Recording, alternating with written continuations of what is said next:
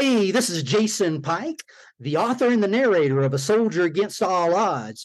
And if you really want to learn how to level up your life, you should be listening to the Time to Shine Today podcast with your good friend, Scott Ferguson. Let's level up. Time to Shine Today podcast, Varsity Squad. This is Scott Ferguson, and I am super stoked to bring you my interview with Lieutenant Colonel Jason Pike. Jason is a guy that actually rolled through life kind of being told that he was never good enough, and now he's a best-selling author. He is somebody that I immensely respect and other people immensely respect. He's a great speaker, orator, and again, a best-selling author. He has a book that I have a book giveaway at the end, so make sure you stick around for that. The knowledge nuggets he drops are absolutely fantastic, along with a certain story about feces, so you have to dig in for that. And again, at the end, I do have a book giveaway.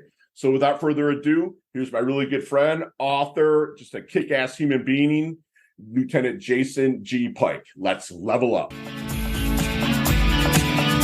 Time to Shine Today podcast, Varsity Squad. This is Scott Ferguson. I have a soft spot because of serving in the military. I get to bring on an actual legit war hero who is, in the past few months, has become a pretty good friend of mine, man. He reached out to me when I wasn't feeling that great. He's just a legit guy. The only day this year that we probably won't be friends is December 9th, and that's the Army-Navy game.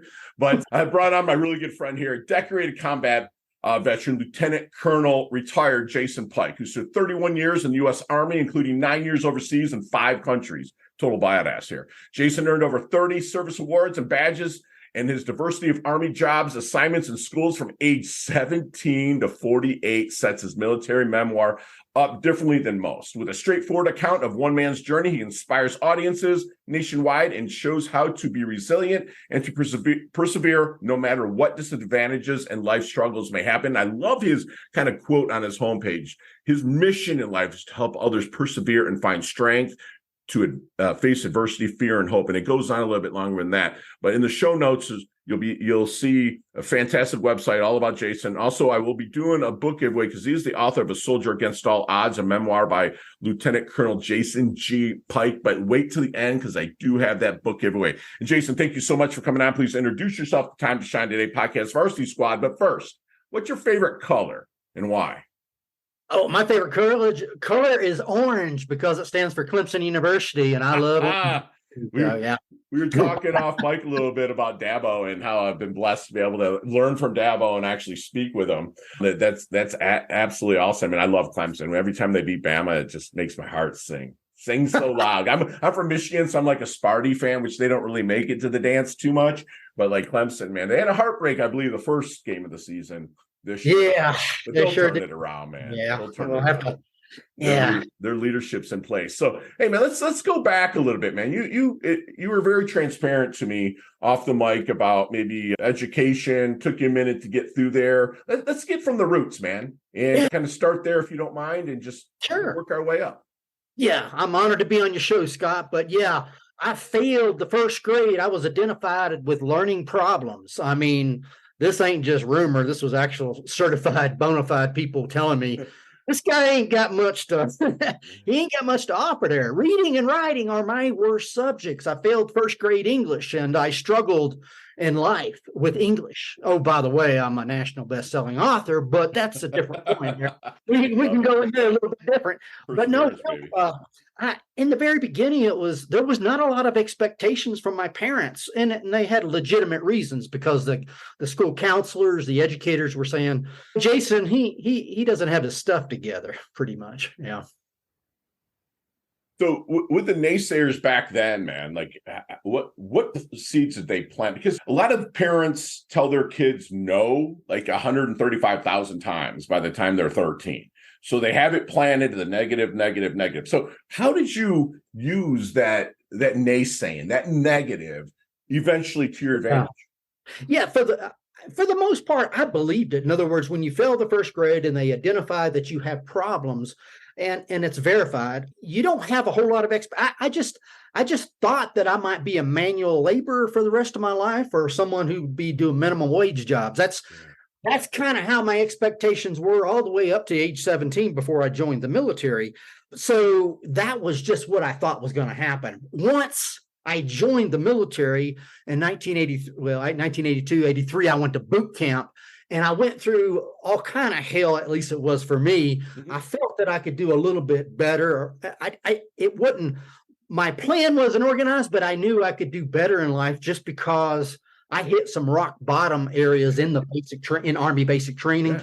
And I did some things that I thought I could never do in life. Yeah. Wow. So let's back it up. So did you go to like ROTC basic training, or was it the actual Army boots and then Mustang over? Or how did you do this? Yeah, I Mustanged over. Everything was from the bottom. I started as a private. Wow.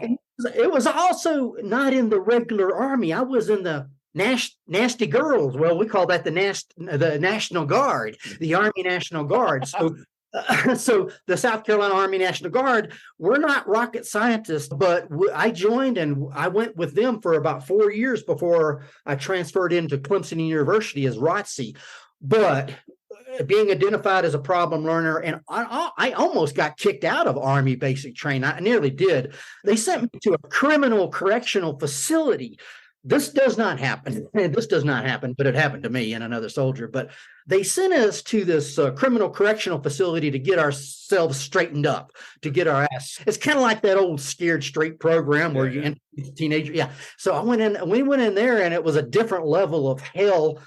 First of all, basic training was basically, that was like Full Metal Jacket on steroids. It was like that situation. Yeah. And he had a drug deal with criminal correctional facility to motivate us and get us squared away, where we went in there, made big rocks into small rocks, got our asses kicked, basically. Sure. And we come out. I come out all beaten up and broken up. But the bottom line is, once I went through basic training and some very hard times, I could not drink the water coming out of the damn fire hose. I'm considered a slow learner. Some people call it autism. Some people call it dyslexia, but it takes me a little time. And in the military, they want you to learn things very quickly. And I came out a little bit wired tight, maybe a little bit too tight. And I thought in my 17-year-old mind, I could do a lot more than what I was doing. I love it. And Squad, just to give you kind of some insight, like we're talking about working from the bottom up, is when you're a private, that means you're enlisted, and Mustang over means that you're enlisted and you move over into the commission, where in actuality, if I was to meet Jason in uniform, I'd have to salute him, which I'd proudly do. I hate doing it to my Army backpackers, but no, I'm just kidding. No, it's like I would. And for him to do what he did, Squad, is nothing less than a minor miracle. Maybe to him it was a big miracle, because he was doing I'm hearing a lot of failing, but I'm also hearing that you failed forward. Like, you were wired tight. What was that like, man? You come out, man, I'm wired tight, Ferg, but like, what was that was like, dude, I can do this? Like, was it intuition? Was someone say something to you? What was it, Jay? Well, yeah, it was that I went through basic training, and I got knocked down multiple times, saying that you're going to get kicked out. I got into a fist fight with another private, kicked his ass. One of the first times I ever kicked anybody's ass physically. And then there was a whole lot of series of things where I just thought, damn, and I was supposed to be kicked out.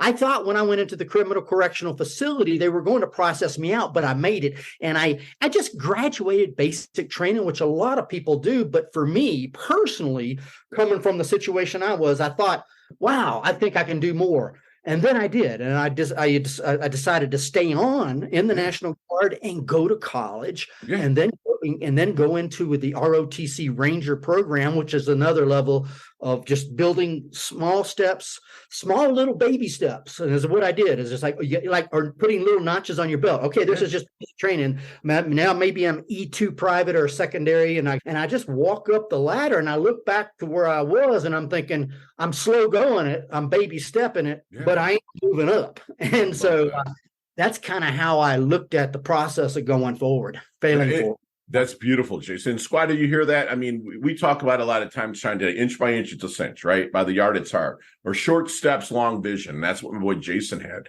Did you see yourself being a careerman in the Army? Well, I saw myself being successful, and I thought I could get a degree, I could invest, and get into something. I saw myself as an officer. I didn't see myself as a career officer. I thought those second lieutenants, butter bars, the executive management, I thought I could be one of those guys. Shit falls downhill, and I didn't want to be down at the bottom. I wanted to be up a little bit more higher. Yeah. I could look at that pay scale too. Here I am as a private, or maybe even possibly a sergeant. Now I look at these management people. They're making a whole lot more money, and they're a lot less work. And there is a little bit, if you can't make, I wanted to be an officer. I wanted to be a leader, and I thought I could go that route because me dealing with the minor detail stuff. I mean, any of you viewers out there can probably change a light bulb better than me. I might get myself electrocuted. That's just the way I am. But I could manage the people doing the electricity and doing the changing the light bulbs. I could take care of people. Yeah. I felt that was my strength. I had a good father as a leader, and I thought, and I definitely need people to help me out. And if they can help me out, I can help them out. If you had to look back and look at it from a third party point of view, did people like working for you? Oh, yeah. I think all my commands, I was better as a commander than I was actually doing the nut work, if anything. So, I mean, you'll see some reviews there where I can't believe this guy even made it. And look, if I was down there doing something, yeah. So as a commander, as a leader, I was much better. Because I could take care of them and they took care of me. And I thought that was just so simple. I mean, leadership is basically I take care of you. You're serving them, but they're serving you. And it kind of goes both ways. And I thought, this is so much easier and better pay. We didn't talk about this off mic, but can you share maybe a story? I'm sure when we get together, we probably can share little hard target situations that we've been in and whatnot. But I don't talk about that much. But if I know that in your book that you kind of share, can you maybe bring to light maybe a story where maybe a hard target situation where you thought I might meet my maker, but with the grace of God, you didn't? Well, I was a lieutenant. I was in South Korea.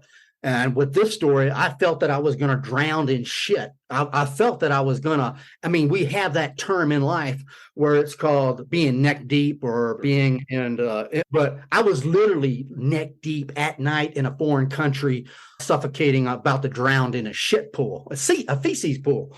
What it was in South Korea, what they have is they got feces, they line them in ditches to fertilize the fields, right? Yes. And one of our skills as a soldier is to demonstrate land navigation. Land navigation is trying to figure out where your points are on a map and walking through the woods. Well, the ranger shit. That ranger stuff. And I had done this I was a lieutenant. I'd been. This is one of these common basic skills, but and I knew what to do, but I could. It was at night, but the thing is I had to cross a point. I smelled it on the left-hand side of the road. Shit is slippery. It was at night. We can't use flashlights. I fell on my ass, went into a ditch. I'm up neck deep. I'm alone. And I thought I was going under. I had a backpack and we have our equipment. We have our load bearing equipment on. Yeah. So you got a bit, I'm in my late 20s. I'm going down. I'm going to suffocate. I never had a family, don't have a wife, don't have a baby. A lot of things I haven't done. I've only been late a few times in life. And this is the way I'm going to go out. My last name is Pike. And even if I make it out, I'm thinking pooping Pike for the rest of my life. That's going to be the stories, all the legends and things.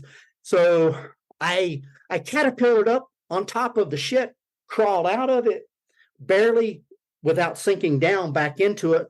Once I got out, I was a mob of shit. And I had another problem. I wanted to save my face. I wanted to save my embarrassment. And I was a lieutenant. And so I'm still down there at the bottom, kind of, in the officer world. And so I needed help. I needed to find a way to get back without anybody knowing about it. And so what I did was I rolled around like a dog on the grass stubble to get the bulk of the shit out. Keeping a note, it's dark at night, very dark out there. And then I needed help. We're not supposed to go talk to the Korean families and the Ajimas or the Adashis. Yeah, we're not. That's right. You're not. Yeah. So, but I said, fuck it. I'm going to go do it anyway. I need help. I'm in an emergency situation. I was also thinking I might get infected by the feces that have gone throughout my body. Sure. And so walked into a farmhouse, knocked on the door. Ajima, annyeonghaseyo, annyeonghaseyo. She comes to the house. English and Korean are not perfect. We don't know the language. It wasn't neat at this time. It's an emergency situation. I stripped down naked. I strip down naked. I give her all my stuff, a lot of hand motioning. Bottom line is she comes and saves me. She gives me my stuff. I walk back to camp naked. I get away with that, falling into shit, and also getting away without anybody knowing about it.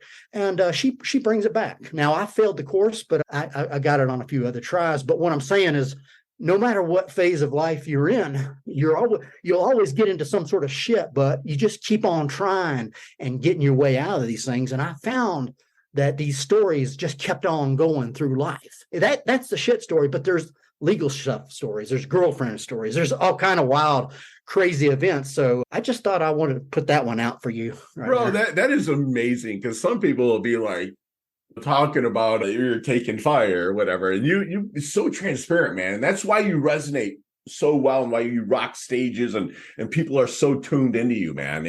And that's beautiful, man. So we're going to flip it to leadership, man. What do you feel then is somebody that's working their way up into leadership? Okay. What do you think their biggest blind spot is? I was a very humble leader because I came from the bottom. And with leadership, there's another story. There's something called toxic leadership. People want to take you down off that ladder. People want to knock you down. And in the military, or even I've heard about corporations. Oh, yeah. Where they want to backstab you because they want to get up on that ladder too. It's competition as you go up. So I made it up from a private up to a lieutenant colonel, which would be a senior manager. Right.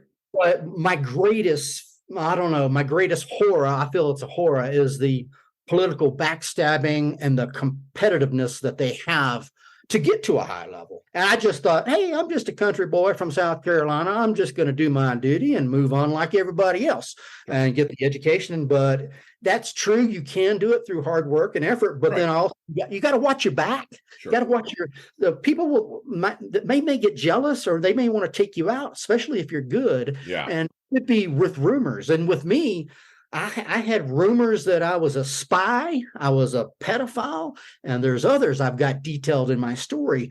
Not necessarily because it was not, all that was bullshit, but what they're trying to do is if you're walking on some people's turf. Sure. I said some things professionally about my job as a senior manager that I thought, and it was in South Korea again. Right. And I told them, I said, I feel my job and my specialty is better going in this route, not in that route. They didn't take it well. First thing I was accused of was being a pedophile. That was just a rumor. That was very hurtful, and it was all bullshit. Huge, yeah. And then later on, within a year, I was a spy. This was more formal. I was under I was under CID, Criminal Investigation Division, and MI, Military Intelligence, on charges that I had been selling secrets off post to foreign nationals, which was also bullshit. And I went through about a year to 2 years of investigation on that, which was totally. So what the bottom line is, like you said, when you're going through leadership, just be careful.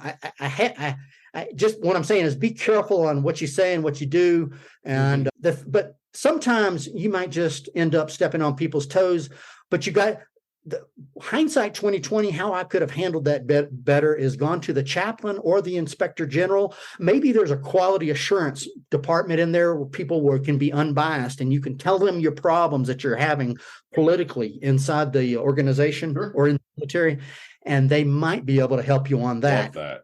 I love that, Jason. Get the details. If you could, I was too emotional at the time. When you're going through these false charges. Yeah. These are understandably. And so, but if you can say who, what, when, where, and why, who, what, when, where, and why of every type of day that's going on. And I had a series of many, many months that went on, but I got some details, but I was in such a state of anxiety, and I was crying. I was holding on to family. It was just emotional, and it took me a while to get over that. Still got some issues with it, but I have processed that out. And that would be, I know I've been to war. I've been to Afghanistan. I've been to many different places, but there is something called the enemy within. And they say, I would rather fight the enemy that's considered the Taliban than actually fight my own people and have the backstabbing type of situation. Absolutely, man. Absolutely. And it seems like this country's at it all the time until we come under duress. Like a 9/11 or whatnot, we bonded. We almost need that. I hope it never happens, but that's where we find our footing. And that's what I love about America is that we can do that, and it sucks and it hurts. But man, when it's time to dance, we dance. And that's, I love it. So Jason, have you seen the movie Back to the Future? I haven't. Let me look. There's something called. One second. Go ahead. Right, I'm sorry. You good? Yeah, very good. All right. Yeah. All right. Have you seen the movie Back to the Future? I sure have. All right. Let's get in that DeLorean with Marty McFly. All right. Let's go back to the Double Deuce, the 22-year-old Jason. All right. What kind of knowledge nuggets might you drop on that Jason? Not to change anything, because your journey is pretty freaking awesome. You wrote a book, you did things that people thought you couldn't do, but to maybe shorten a learning curve, blast through maybe just a little bit quicker. So meaning I am 22 trying to talk to myself right now. You're now talking to yourself at 22. What kind of knowledge nuggets, advice would you drop on him to maybe shorten the learning curve? Again, I don't want to change anything, dude. Okay. Yeah. Even the short stuff and all that. First of all, everything's going to be all right with the pattern and the development that you've got right now. If you just keep on going and be yourself, don't change just because other people are changing. If this is yourself and this is your steering wheel and this is how you go in your heart, you got to stay on that path because that's you, and people will know who you are. If you try to change yourself and deviate from that, you're not being on your true core steering path. And then therefore you'll find other people may not know where to come from with you. You may not get the benefit of the doubt of being yourself because you're trying to change and be other people. So I'm just saying, keep on going. It's going to be all right as long as you be yourself. Yeah. I love it. Be authentic. That's beautiful. That's the best advice, man. So how do you want your dash remembered, Jason? That little line in between your incarnation date and your expiration date, man, your life date and death date. Hopefully it's way down the line, but how does Jason want his dash remembered? Could you explain that again? I'm a slow processor. I'm trying to, when you say dash, I'm trying to figure out. So you ever see a tombstone? Oh, yeah. Okay, so you're born in 1965, right? Right. Okay, there's a dash, right? Right now it doesn't say anything, right? Your dash is how people remember you. How do you want your dash remembered? Veteran, author, father, and husband, basically. Yeah. Love it, man. I mean, the go-giver, bro, because you're giving to people, man. You're showing out. You're helping people, showing out without showing up or showing other people up. That's beautiful, man. So, Jason, what do you think people might misunderstand the most about you? Oh, they're going to look at me as maybe possibly too humble. I am, this book, A Soldier Against All Odds, I'm coming from you at a point of view. I'm a senior manager, and I'm going to tell you my screw ups in life in detail. But I'm proud of who I am, and I am who I am. That's what makes me. So a lot of people that have a lot of these officers and these senior people, they have a lot of pride in themselves, and they have a proudful position. Mm-hmm. That's why they call you sir, and that's why you make more money. But at the end of the day, everybody's human. We all have failures and screw ups, and the more you give out on yourself, the more someone else could possibly grow from you. And that's kind of how I wanted to put my life together. A lot of people, I think, they'll look at this book, and some of my peers like, man, damn, they kind of shy away in a way, because sometimes they shy away because I'm very much just giving out into the open. Yeah. Love it. And no, I absolutely love this. So Jason, then what would be your definition of a life well lived? Oh, a life well lived is, I think, as long as you've got your friends and your family and the love of the community, whatever that niche or that notch is, and that what makes you feel comfortable, I think that's going to give you the best of the best in life. Yeah. I love it, man. And it's like you're just this guy that is going to slide across home plate, man, bumped and bruised, but you help so many people along the way. And that's, to me, that's crazy, awesome, impressive. So how about, like, what are 3 things then that Jason can't live without? Ooh, food, a nice bed, and sleep. I'll tell you what, I cherish the very basics of life. Yeah, nice clothes, air conditioning, and good food and sleep. These things are very precious to me because I've been without them. And so I always focus on the basics. And usually when I'm asking God for something, it's usually I'm thanking God for a bed and for air conditioning, things of that nature. Yeah. Hell yeah, man. It's like It's funny. A lot of people will pray for what they want instead of to become the person to accept that. You good there, brother?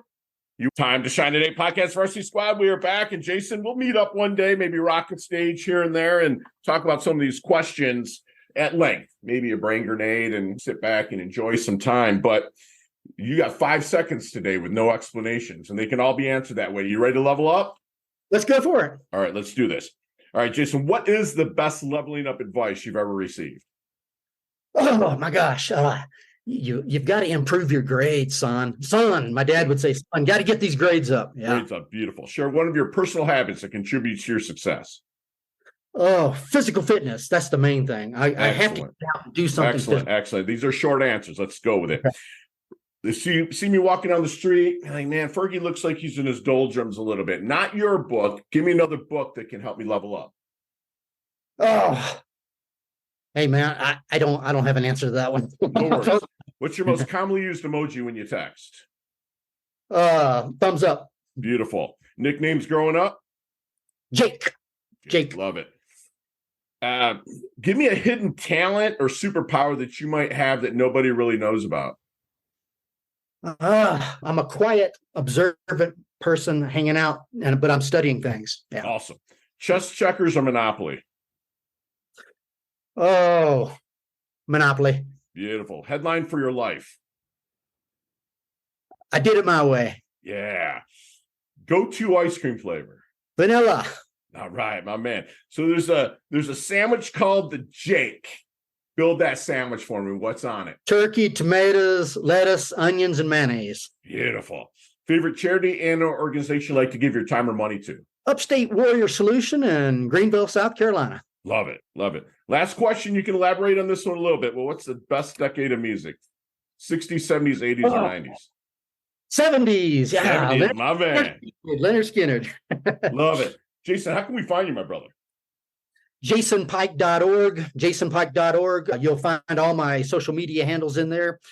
The book, A Soldier Against All Odds, I've got another book coming out for veterans, a self-help guide. It's coming from uniformed personnel to civilian life. It's more of a self-help guide for veterans. That's coming out on October the 11th. But as far as this book right here, A Soldier Against All Odds, JasonPike.org, it's on Amazon. If you're out there, if you don't want to read it, that's fine. I've got it on Audible. I am the narrator. I am the author. It's coming from the horse's mouth on Audible, Amazon Audio as well. So that's where you'll find it. Yep. I love it. And if you buy it, let's say you bought it on Kindle, and then the Audible, you can get it as well for actually $8 cheaper than what it would if you're not an Audible subscriber. I'm just looking at it right now. I'm going to pick it up myself. So that's fantastic, Jason. And squad, I'm going to do a book giveaway for Jason's. We're actually going to do a 2-book giveaway. For the first person that actually just put in Jason Rocks and any of our social. I don't care if it's LinkedIn, Pinterest, Instagram. I don't care if you text it to 561-440-3830. I will personally, on Time to Shine Today's Dime, send out a book, A Soldier Against All Odds, by my really good friend, Lieutenant Colonel Jason G. Pike. And Jason, I need you to do me one last favor here, man, and leave us with one last knowledge nugget we can take with us, internalize, and take action. Even if you don't know anything in life, and that's where I was. I didn't know anything. They said, he's the dummy. If you don't know anything, show up at the right place, at the right time, with the right attitude. Show up, right place, right time, right attitude. You'll be doing better than 50%. That's it. Oh my gosh. That's strong. And squad, we just had a fun conversation, actually a free masterclass with somebody that legitimately rolled in the shit, right? He failed forward from first grade. I was kind of told he was going to be a dummy and whatnot. And trust me, the only reason why I can effectually say that is because I went through it as well. Now he's a national best-selling author. Tons of naysayers in his life. He actually started to believe in himself. Even with the low expectations that he had, he started to believe in himself, and all of a sudden his things just started unforming for him. He says the bottom line, that after hard times, the hard times that really wired him, but he did not let that stop him. And that's the true warrior that kind of comes out. In inch by inch, it's a cinch. Short steps, long vision. That's what Jason did. He never stopped. He persevered. no matter what, he reminded us that no matter what phase of life we are in, there will be shit. So dive in sometimes. You got to, just like Jason did, survive. And there's people there that are going to even help you, even people that you wouldn't expect, like a South Korean woman that actually helped him out. He will tell you, Jason will tell you that people will want to knock you down, backstab you. Be very cognizant of what you say and do. And if you need help, get your asking gear. There's people out there that you can ask for help. That's what Jason really kind of put through. He's so transparent. He wants you to know that everything will be all right. Enjoy your journey, but be authentic. Again, he's going to slide across home plate, knowing that he's a person that was a great friend, a great husband, a great community, just a fantastic tribe. I mean, Jason, with this book and the next book that's coming out in February, that he's planting trees he's never going to sit in the shade of. He does things for the intention, not the attention, even though his stories are garnering him a lot of attention, but he does it to help you. And even if you don't know anything, show up at the right place, the right time, with the right attitude, and you will kill it. And Jason, thank you so much for coming on. You level up your health. You level up your wealth. You're a handsome devil. You've earned your varsity squad letter here at Time to Shine today. Thank you so much for coming on, brother. I absolutely love your guts. Hey, thank you, Scott. Take care, bub. Yeah, see you, my friend. Hey, thanks so much for listening to this episode of Time to Shine Today podcast. Proudly brought to you by Sutter & Nugent Real Estate Excellence, who can be reached at 561-249-7266 and online at www.sutterandnugent.com. If you are a business owner or professional who would like to be interviewed on Time to Shine Today, please visit timetoshinetoday.com/guest. If you like this episode, please subscribe on Apple Podcasts, Google Podcasts, Stitcher, Spotify, iHeartRadio, or wherever you get your podcasts. There's a link in the show notes to our website. Also there, you will see our recommended resources. We hope that you will support our show by supporting them. If you like what you've been listening to, it'd be great if you could just give us a 5-star rating and tell your friends how to subscribe while you're at it.